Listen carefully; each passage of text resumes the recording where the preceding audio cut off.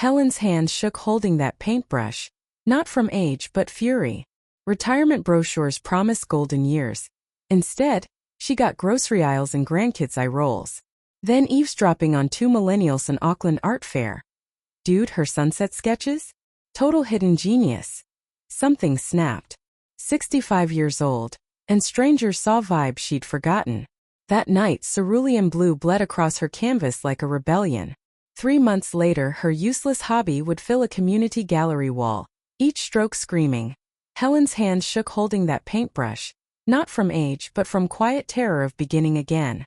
Like a Kotare kingfisher frozen mid-dive, she hovered between sky and sea, unsure if wings or water would embrace her next. Retirement had left her feeling like a misplaced jandal, once essential, now kicked off by life's tide. But Auckland's art fairs whispered otherwise.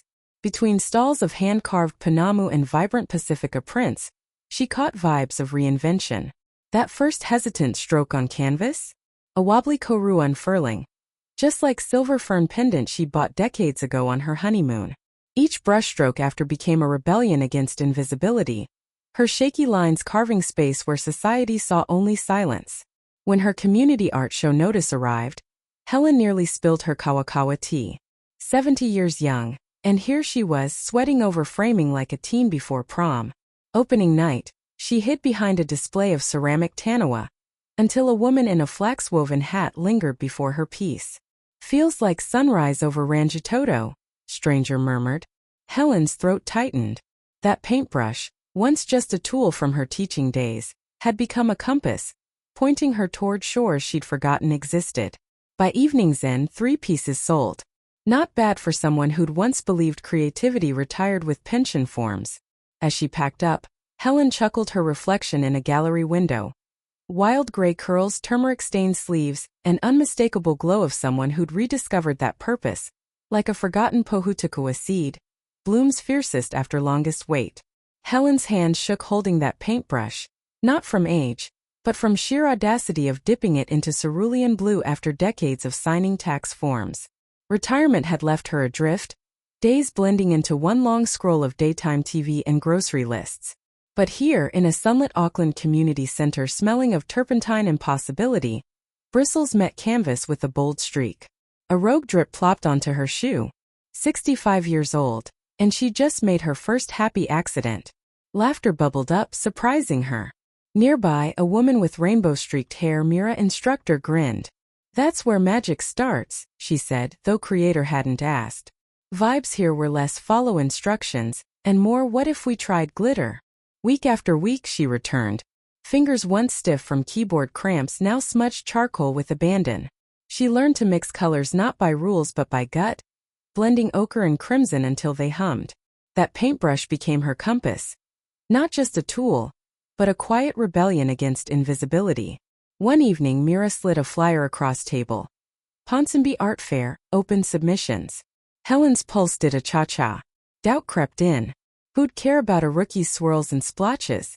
But Myra's crew, a potter with a wicked pun habit, a textile artist who knit metaphors into scarves, wouldn't let her back out. They framed her work in repurposed kauri wood, nudged her toward bold strokes. "Your hands remember more than spreadsheets," Mira murmured. Show day arrived.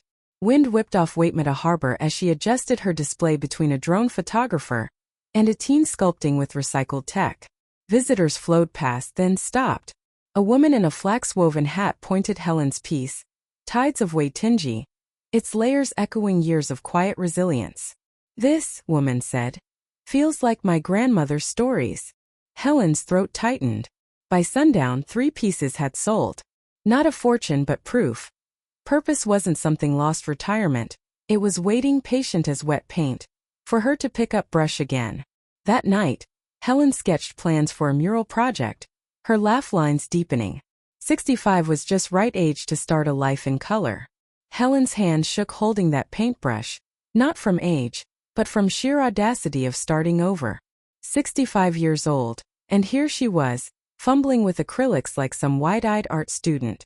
Auckland's winter light slanted through her studio window, turning half-finished canvases into ghosts of abandoned ideas. She'd signed up for art therapy on a whim, desperate to fill silence left by decades of teaching. Now, staring a blob of cadmium red, she wondered if retirement had turned her into one of those sad clichés. Knitting sweaters no one wanted, baking cookies no one ate. But Creator had always been stubborn. So she pushed. Mixed colors until her fingers stained violet. Smudged charcoal into something resembling a face. Some days frustration won. She'd chuck a ruined sketch into bin with a muttered bugger it. Other days magic happened. A stroke of ochre became sunlight on Waitemata Harbor. A jagged line transformed into Rangitoto's silhouette. Slowly, her walls filled with messy, vibrant proof she wasn't done creating. Then came flyer for community art fair. Local artists, no age limit, just good vibes and terrible wine. Her gut said run. What if her work was amateurish? What if people pitted grandma dabbling in finger paints? But that paintbrush, now crusted with layers of her doubt and grit, taunted her. So she submitted 3 pieces. Show day buzzed with chatter and clinking glasses.